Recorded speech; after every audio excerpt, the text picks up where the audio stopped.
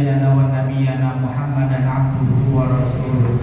Allahumma sholli wa sallim wa barik ala sayyidina Muhammadin sayyidil mursalin wa ala alihi wa ashabihi ajma'in, amma ba'du. Hadratul mukarram yang terhormati dan yang dimuliakan sahibul lain ketua Majelis Takwa Bapak Ustaz Samsi beserta jajaran pengurusnya, yang hormati dua Bapak Camis, Bapak Doris Dewan, doakan mudah-mudahan beliau sehat. Juga yang terhormati ketua yang Budi Camis dan dari Mati Ismail, dan doakan mudah-mudahan beliau sehat. Para lurah yang hadir pada hari ini, Pak Aparatur Pemerintah, juga Bapak RW, Bapak RT, Bapak M, juga dalam rombongan dari Kabupaten Camis yang mudah-mudahan kita semua hadir di tempat ini mendapat kemuliaan dari Allah Subhanahu wa taala.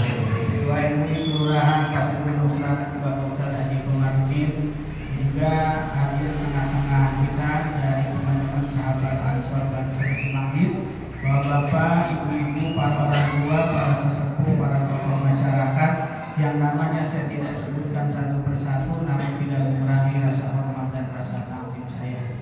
Alhamdulillah wa syukurillah, malam hari ini kita bisa berkumpul melaksanakan salah satu rutinitas kita, yaitu sholat sunnah tarawih.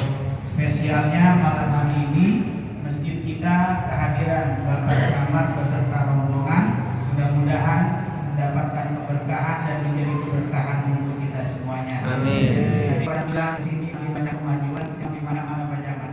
Apalagi pas banget Vietnam lawan Indonesia ini, gitu ya kan?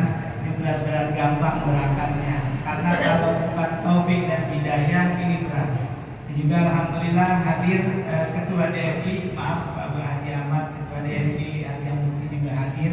Terima kasih, mudah-mudahan sehat semuanya. Ini yang kita lakukan Muhammadan Rasul. Sholat tarawih yang kita kerjakan ini semua karena nikmat taufik dan hidayah dari Allah Subhanahu wa taala.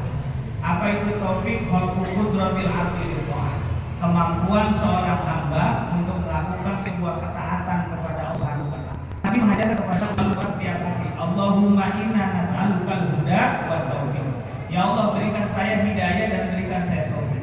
Agar apa? Agar umur kita, kesehatan kita bernilai di sisi Allah kalau kita memiliki taufik. Sehingga Allah mudahkan kita dan beribadah. Kalau kita pikir-pikir ya, tadi maghrib kita habis makan, perut kenyang. Habis makan perut kenyang, enaknya ngapain? Enaknya kan kita tidur. Tapi Allah gerakkan tubuh kita untuk melaksanakan salah satu ibadah. Mudah-mudahan ada yang telah menjadi sabab Allah Subhanahu wa taala ampuni dosa kita. Nabi Allah imanan wa ihtisaban, ghufira lahu ma taqaddama min dzambi wa ma ta'akhkhar. Siapa orang beribadah di bulan suci Ramadan karena mengharapkan balasan Allah, maka Allah akan ampuni dosa-dosanya. Hadirin yang dimuliakan Allah Subhanahu wa taala. Ada sebuah pertanyaan kepada saya. Ustaz, sebenarnya puasa ini kewajiban atau bukan? Siapa kewajiban? Karena Allah yang memerintahkan. Ya ayyuhalladzina amanu, ya orang-orang beriman diwajibkan untuk kalian berpuasa. Tapi satu sisi lagi, ternyata puasa itu menjadi kebutuhan bagi kita manusia yang memiliki organ tubuh. Kalau kita nggak berpuasa, akan ada masalah dalam diri kita. Saya teringat ceramahnya Kiai Haji Barudin di Masjid Al-Qom. Beliau menceritakan ada seorang peneliti ulama Al-Azhar Kairo Mesir. Beliau mengatakan, apa kata beliau? Seorang ulama itu mengatakan ketika kita puasa satu hari sama seperti kita menebus kesehatan selama 10 hari. Kalau kita puasa 2 hari sama kita menebus kesehatan 20 hari. Kalau kita puasa 1 bulan penuh selama 30 hari di bulan suci Ramadan, sama seperti kita menebus 300 hari dalam waktu 1 tahun. 1 tahun berapa hari? 365 kurang 65 hari. Dari mana ditebusnya? Dengan puasa Syawal. Puasa Syawal 6 hari, 6 kali 10 60. Maka 360 hari ditebus kesehatannya orang yang puasa Ramadan dilanjutkan dengan puasa Syawal. Tapi ingat, puasa Syawal hadisnya pakai kalimat summa atma'u. Kemudian lanjutkan, bukan pakai wawu. Bedanya apa? Kalau wawu pekerjaannya langsung. Kalau summa itu bisa ditunda. Jadi nggak harus hari kedua. Hari ke-10 baru puasa Syawal boleh. Hari ke-7 boleh. Hari ke-15 boleh. Yang penting masih di bulan Syawal. Nggak harus kedua. Tapi kalau ada yang mau puasa hari kedua bulan Syawal boleh. Tapi kalau kata saya mah sayang-sayang. Opor lagi banyak-banyak ya kan? Umpan lagi mantep-mantepnya kita puasa. Apalagi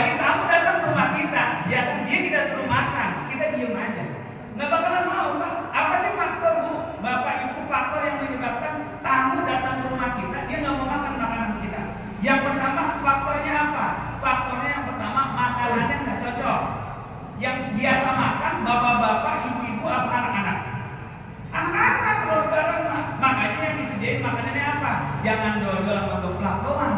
Kasih coklat, kasih bebek, legonya meresep, kasih permen. Kenapa? Cocok makanannya buat dia. Dodol dipegang-pegang, kata dia coklat kali ya, pas digigit, wah dodol. Ya kan? Pertama faktornya nggak mau makan karena apa? Karena makanan nggak cocok. Yang kedua, apa faktornya? Orang namu ke rumah kita. Padahal setiap suapan yang dimakan tamu, fikuli luqmatin akalah hajan mabrur. Hadis Nabi. Setiap tamu datang ke rumah kita, makan sesuap saja pahalanya haji mabrur. Yang menyebabkan apa? Dia nggak mau makan. Tuan rumahnya kagak nyontoin. Bukan puasa. Artinya nyuruh doang, ayo makan. Tapi kalau tuan rumahnya dibuka, tuan rumah nyobain dulu. Apa kata dia? Ayo makan. Kan tamu jadi kagak minum. Apa kata tamu? Dan tuan rumahnya nggak kemana-mana lapar, apalagi gua. Ya kan? Dan gue yang datang nih lapar. Dia jadinya keconggak, jadi kagak malu. Yang ketiga, apa yang menyebabkan orang datang namu nggak nyolek makanan? Nastar kagak ditolak. Emang kenapa? Solasinya lapar. Ibu-ibu tuh biasanya. Ya, solasinya ada yang gampang banget kombuan diisinya rengginang. Makanya apa? Itu salah satu keutamaan orang yang datang. Makanya puasa kata Nabi apa? Sumu tasbihu. Puasalah kalian, maka kalian akan sehat. Nggak ada sejarahnya orang puasa sakit. Kalau ada orang puasa sakit, bukan salah puasanya, salah dianya yang nggak ikuti sunnah Nabi. Maaf, puasa itu Pak, glukosa kita turun. Kalau kata ilmu kedokteran, saya baca ilmu kedokteran, glukosa turun, jadi lemes. Sunnah Nabi buka puasa pakai apa? Kurma. Kenapa pakai kurma? Biar gulanya itu naiknya pelan-pelan, alat nggak puyeng. Tapi apa yang kita lakukan? Buka puasa pakai es campur. Ya kan, minum, naik pala. Tetangganya ngajakin terawih, minum duluan pala puyeng ini. Salah siapa? Nggak salah sendiri, bukan salah puasanya. Malah kadang-kadang ada yang ngomong gini Pak Jamal, Ustaz buka puasa mah sunnah pakai kurma, wajib pakai lontong sama gorengan. Kalau belum ketemu lontong sama gorengan, belum saya. Nah iya, makanya bukan salah puasanya, tapi salah orangnya gitu. Makanya begini, mohon maaf Pak, saya kebetulan penyuluh agama Islam di KUA.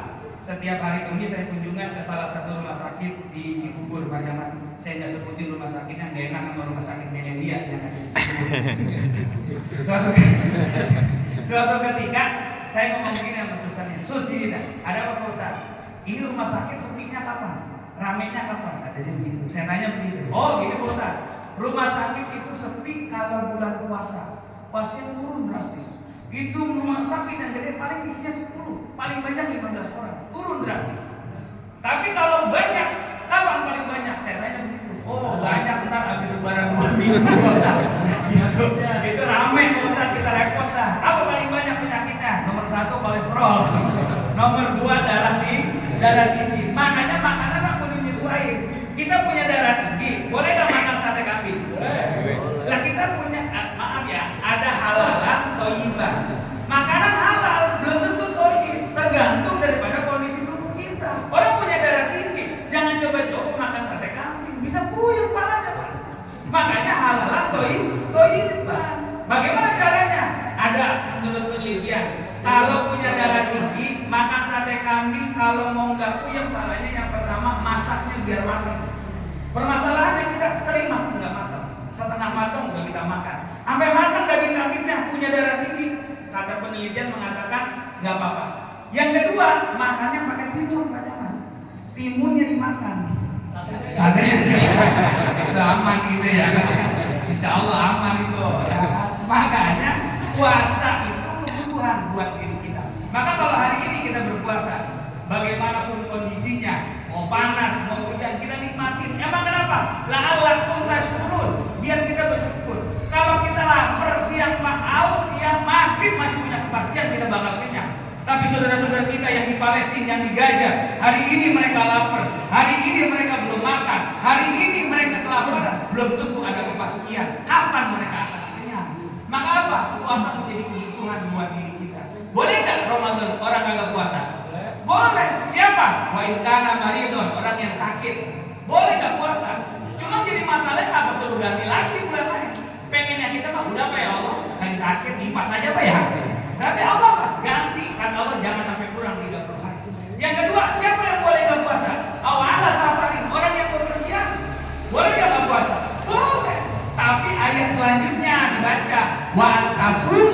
khairul lakum. Kalau dia puasa itu lebih baik. Gitu. Ini kan masalahnya apa? Masalahnya apa? Ada di sebagian orang ya mentang-mentang dia bepergian jauh mau pulang kampung, ya dari subuh udah kagak sahur. Jam 6 dia udah ngerokok. Jam 7 dia udah sarapan. Ditanya sama temennya, "Lu kagak puasa?" "Johor gua mau pulang kampung." Ya kan kata Pak Ustadz, boleh kalau pulang kampung perjalanan jauh kagak puasa. Sebelum Johor anaknya WA, "Pak, mobil mogok. Ntar sore baru jadi pulang kampung besok." Dosa apa kagak? Dosa. Kenapa? Allah wajibkan puasa, dia kagak puasa. Yang benar gimana? Johor pulang kampung, pagi tetap sahur, Pak. Tetap puasa, nggak makan, nggak minum sampai Johor. Johor berangkat pulang kampung dari Lumbuti, dari Pasar Gunung. Ngapa baru sampai Pasar Rebo, perut lapar, makan boleh apa enggak? Kebangetan. Baru sampai situ. Kalau gua lawat, baru sampai Pasar Rebo udah makan. Ntar ke Cikampek, baru gitu. Tapi wa antasumu khairul lakum. Kalau puasa itu lebih baik. Mudah-mudahan Allah berikan sehat walafiat, Allah berikan kita istiqomah, dan mudah-mudahan segala rangkaian ibadah kita diterima oleh Allah Subhanahu wa taala. Mohon maaf atas segala kehilafan. Allahumma muwaffiq ila aqwamit thoriq. Assalamualaikum warahmatullahi wabarakatuh.